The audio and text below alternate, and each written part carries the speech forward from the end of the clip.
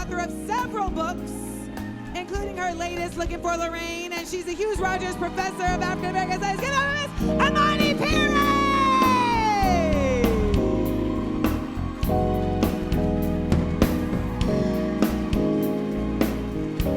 Our next Black Spirit joining us on stage tonight. You may have seen him this morning on Morning Joe, but you see him as the chair for the Center for African American Studies here at Princeton University. Give it up for Mr. Eddie Glaude!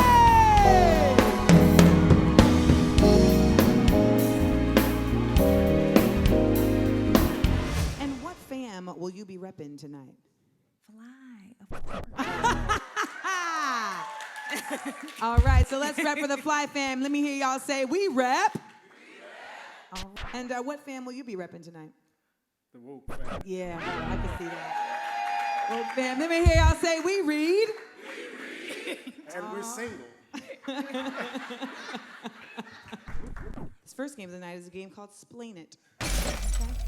Tonight, they will be tasked with splaining a set of different topics that we will be providing them. The first topic is the Black Panthers. Would you like to start with the Black Panthers, or are you going to pass? Sure, I'll start with the Black Panthers. Okay, so what's going to happen is I'm going to present them with the Frederick Douglass timer. I am very proud of this timer. You will have a minute. When it is 10 seconds, the band, the clapbacks, will start playing a little faster. When there's 5 seconds left, they will play way faster, and then DMX will alert you to stop. You may not know what I mean. You'll know it when you hear it. All right. Eddie, are you ready? Yes. Okay, and 3, 2, 1. So we typically tell the story of African Americans struggling in the mid-20th century through Dr. King.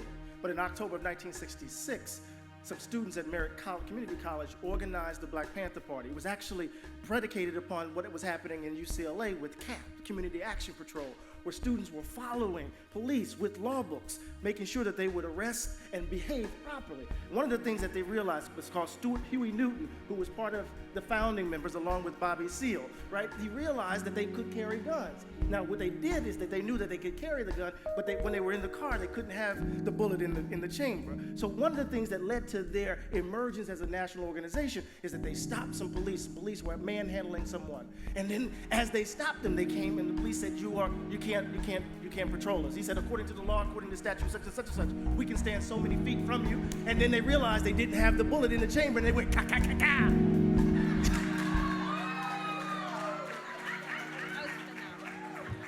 And scared the hell out of some people. I like the blue lights doing that. That was fat. That was fat. That was fantastic. The audio is not working on the computer.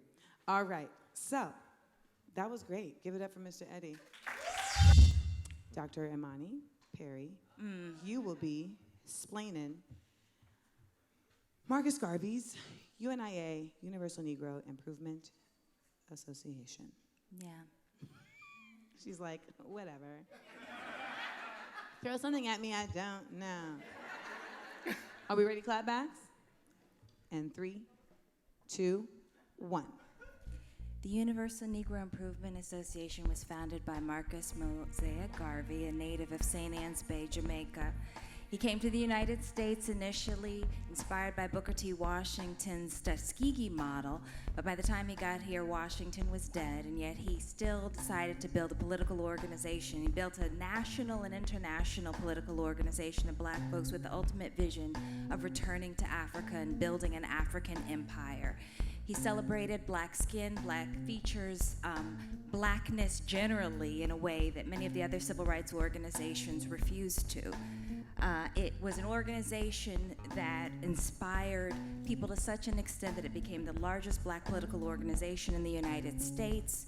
Ultimately, he was railroaded by the United States government, unfortunately assisted by some other civil rights organizations, and sent to prison and ultimately deported. Next.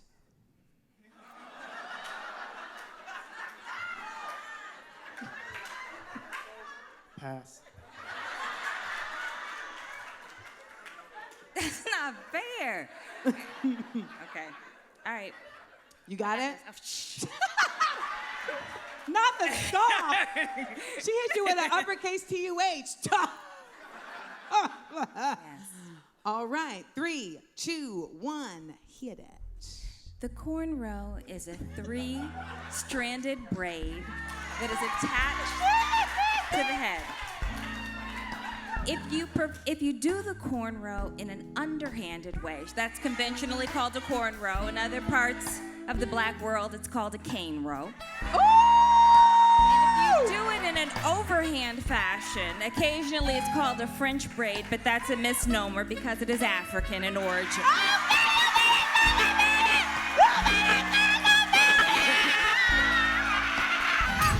The cornrows also evidence of what Dr. Yaba Blay says, that black women are the undisputed champions of the world when it comes to hair.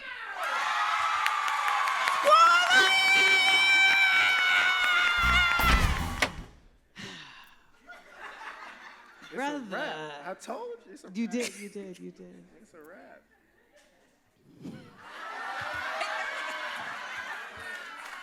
Let's jump it off in 3, 2, 1.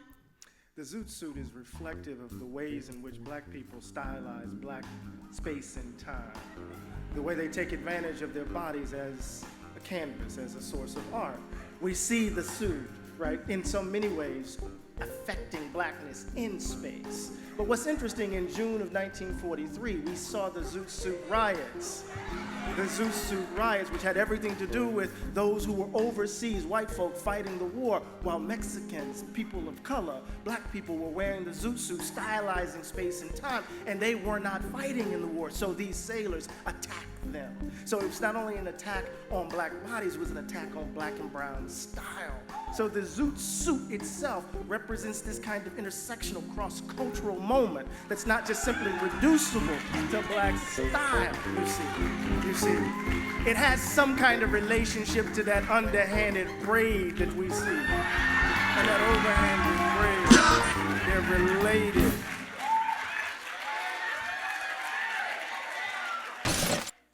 All right. For our last.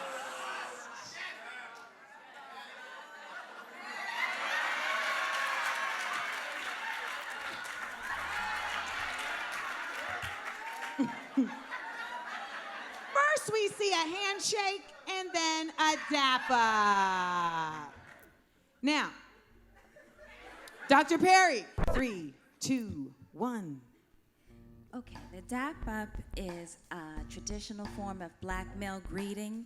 It often begins with a form of eye contact, a gesture of recognition, a smile, a hand motion in which the hands lock together, and then there's a movement from the hands locking together to a tight embrace, at least if the people actually really care about each other and really do want to dap each other up. I will also say that one of the big pieces of the dap up is that you cannot leave somebody hanging, and if you do, it's a sign that you have ultimately failed at the endeavor. She did it in 30 seconds, y'all. She did it in 30 That's all I got. seconds. The dap up. All right. Oh, man.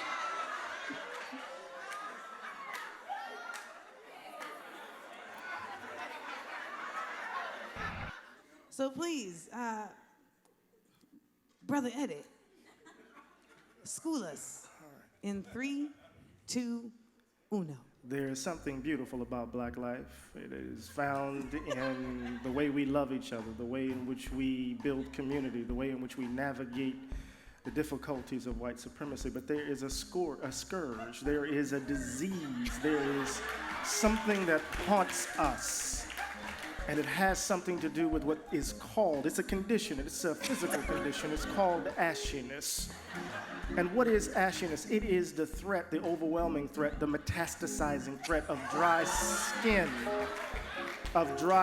It can enter into the creases of your fingers. It can tap the back of the heel of your feet. It can catch your elbows and can touch your knees. And one of the things that you can't do is to have the ash touch each other, because if you let your hands come together and your knees come together, it can cause a fire. So we have to moisturize, moisturize, moisturize.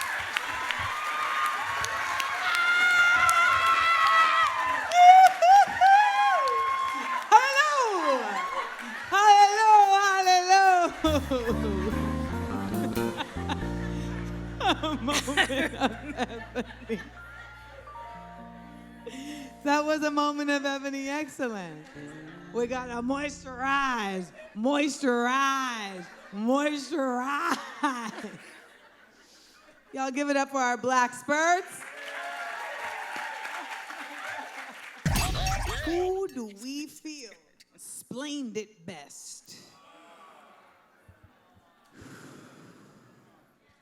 I don't know, this may be a tie. Is it Dr. Imani Perry?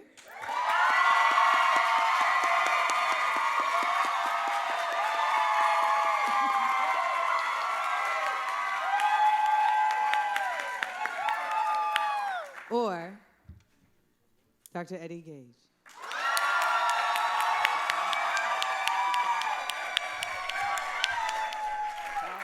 Glaude and Perry. That's the tie.